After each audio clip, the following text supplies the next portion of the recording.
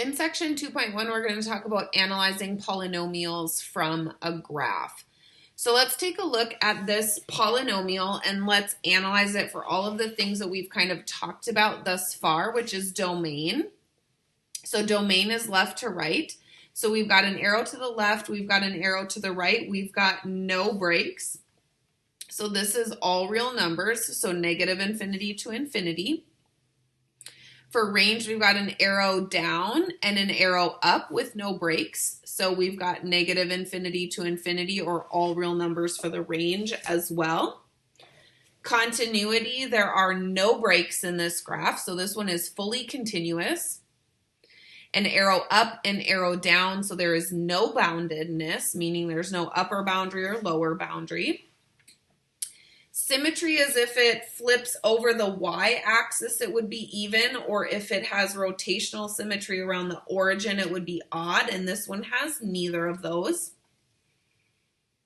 Increasing, decreasing, and constant. So we see on this interval right here, when we read it left to right, it increases until this x value. Okay, so it increases until this x value. So from negative infinity to negative 1.869, it is increasing. Then it decreases until this x value.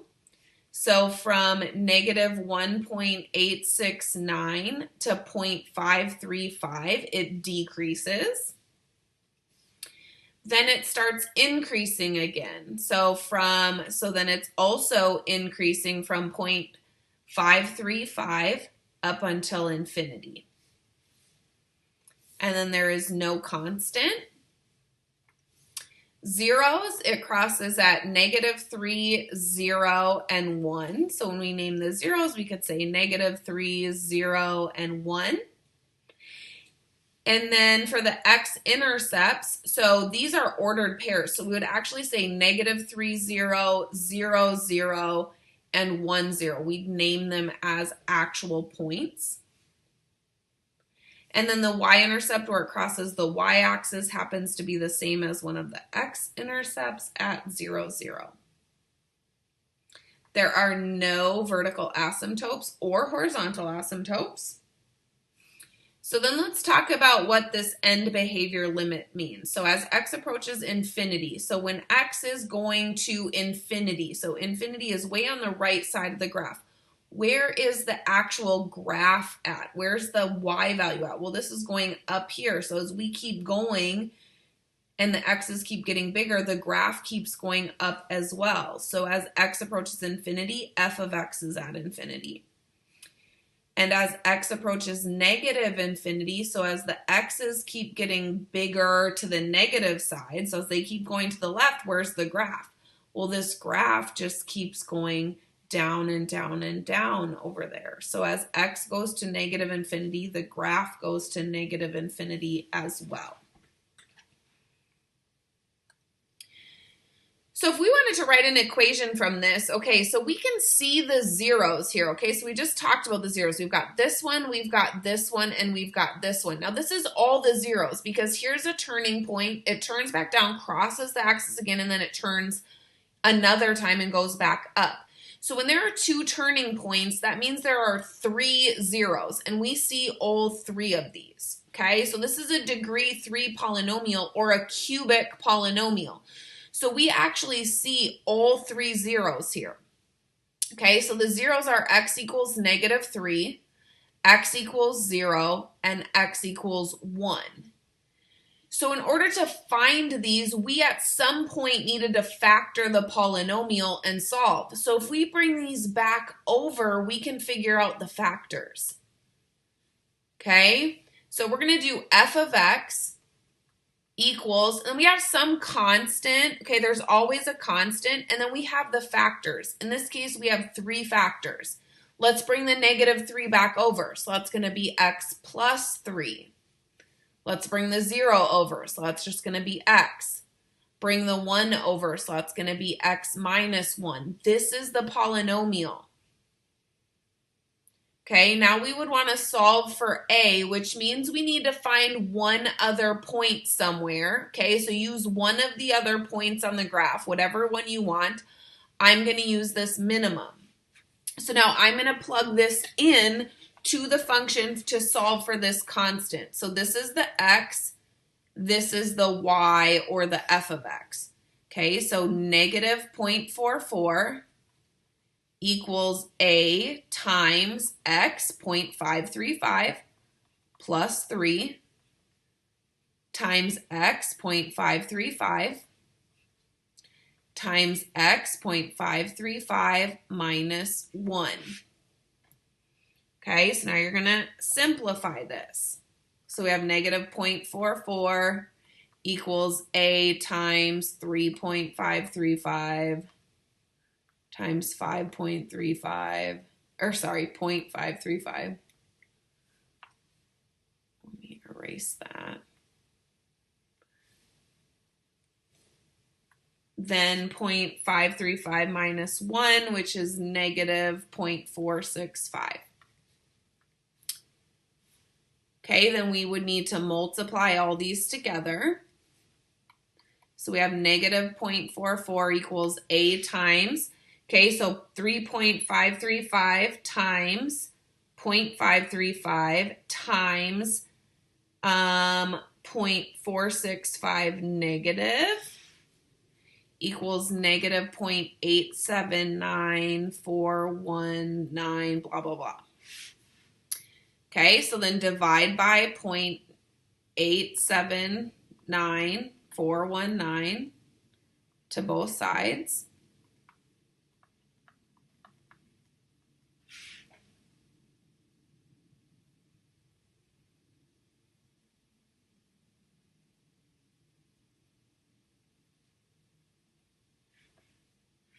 And you get 0.5 equals a. So then when you go to write out the actual equation here, so you get f of x equals 0.5. So we just plugged in 0.5 for this a value. And then you have the x plus 3, the x, and the x minus 1.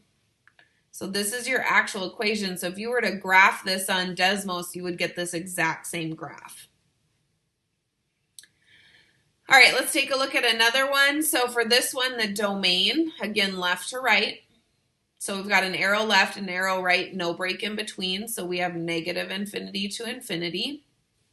Range, both of these arrows go up. So there's a lower limit here. Okay, so the range, the y value starts at negative 2 and it goes up to infinity. Definitely continuous. There's no breaks in this.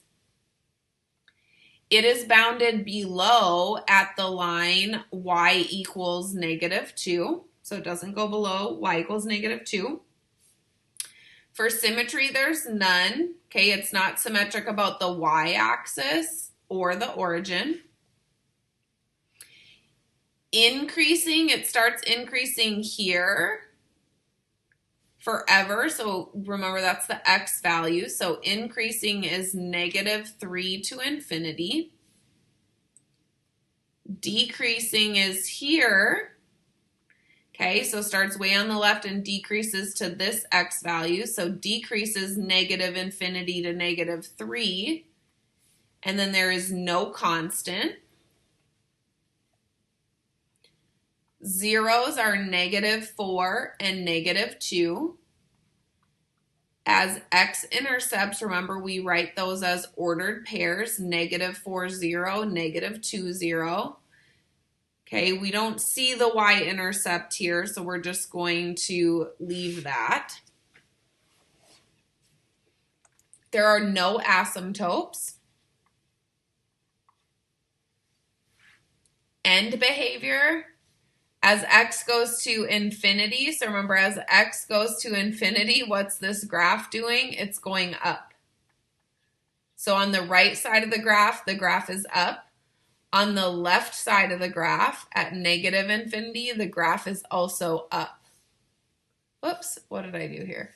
Okay, so sorry. So as the graph is at the right, it's up, so at infinity. And at the left, the graph is up, so it's also at infinity. So this one, both ends point up. So both ends are going to positive infinity. So if we take a look at an equation here, so again, write out the intercepts. X equals -4, x equals -2. We only see one turning point, so this is an x squared function. So if we brought this back over, so when we go to write this equation, f of x equals the constant. Okay, this first factor would be x plus 4. This second factor would be x plus 2. Whoops.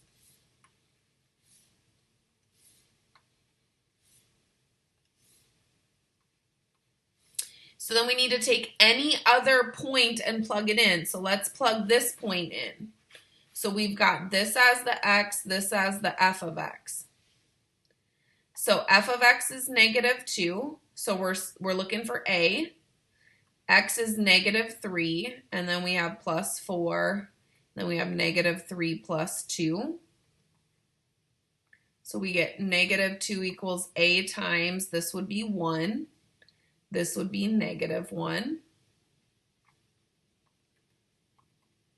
So -1 times 1 is -1a. Divide by -1, and we get 2 equals a. So we just take and plug this into here, and that's our equation. So f of x equals 2 times x plus 4, x plus 2. And then to write this in standard form, we would actually multiply these out. So you would FOIL this or do it in the box. So x times x is x squared. X times 2 is 2x. 4 times x is 4x. So 2x and 4x is 6x. And then 4 times 2 is 8. Then you would just distribute that 2. So 2 times x squared is 2x squared. 2 times 6x is plus 12x. And 2 times 8 is 16. And that would be your standard form of that polynomial.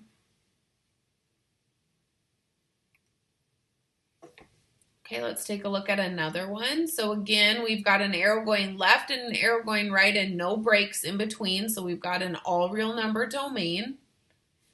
Both arrows are going up, so there's a lower limit here of y equals 0. So the range is 0 to infinity. No breaks, so this is fully continuous. It has that lower boundary line at y equals 0. No symmetry, because it is not symmetric about the y-axis or the origin. Okay, so where is it increasing, decreasing, and constant? So it is decreasing from -infinity until this x value. So it is decreasing -infinity to -1. Then it starts increasing from -1 to this x value of 0.5. So then it's increasing from -1 to 0.5. Then it starts decreasing from this x value to this x value. So decreasing from -0.5 to 2. Then it starts increasing again from 2 forever. So from 2 to infinity. And then no constant. Zeros here, so where does it cross the x-axis? It crosses at -1 and 2. So the x-intercepts are -1, 0, and 2, 0. Now, with this one, we actually see that it has 3 turning points, okay? So turning points is where it turns from increasing to decreasing. So it has a turning point here, here, and here. So it has 3 turning points. That means that this is a degree 4. So this is an x to the 4th. So it should actually have 4 zeros. Okay, but we only see 2. That's because when it goes down and touches the axis like this, so when it goes down and then goes right back up, this means that this is at least a double root. It means it has an even time that it's there. So it's there more than once. Same here. So this is down and back up. So these roots are actually there twice in this case to get a degree 4. 2 and 2. So even and even, the only option is that this is there twice and twice. And we'll talk about that on the next screen. Y-intercept. Okay, so where does it cross the y-axis? So right here at 0, 4. No asymptotes. End behavior. Okay, so as x approaches infinity, where's the arrow? It's up. As x approaches negative infinity, where's the arrow of the graph? Up. All right, so let's take a look at this. Okay, so when we actually write out the equation here, okay, so these are actually double roots. So it goes down and comes back up. This means this is there an even amount of times. So it's there at least twice. It could be there 2 times or 4 times, 6 times, 8 times. In this case, since this has 3 turning points, this is a degree 4 polynomial. So it could only be 2 and 2. So x equals negative 1 has a multiplicity of 2. It means it's a root twice. And same with x equals 2. It has a multiplicity twice. So when we go to write out this equation, okay, right, we've got the a value, and then we have, bring this back over. So we have x plus 1 as a factor twice. And we have x minus 2 as a factor twice. Okay, so remember that we have to do that. Then to solve for the a value, let's plug in this number. Okay, so the y value is 4, the a value is 0. Whoops, I mean the x value is 0. Okay, so we're plugging in 0 for a, and or 0 for x and getting back the y. So this is the x and the f of x. So we're plugging in 0 for all of the x values. So 0 plus 1, 0 plus 1, 0 minus 2, 0 minus 2. So we plug in 0 for x, 4 for y or f of x. Okay, so we get 1 times negative 2 times negative 2. So 1 times 1 is 1. Negative 2 times negative 2 is positive 4 times 1 is 4. So divide by 4, and we get a equals 1. So we're going to plug that back in here. So 1, right? So we don't have to write it down. So now if we're going to multiply these out to actually get the standard form of this, okay, I would multiply these together and these together. So x times x is x squared.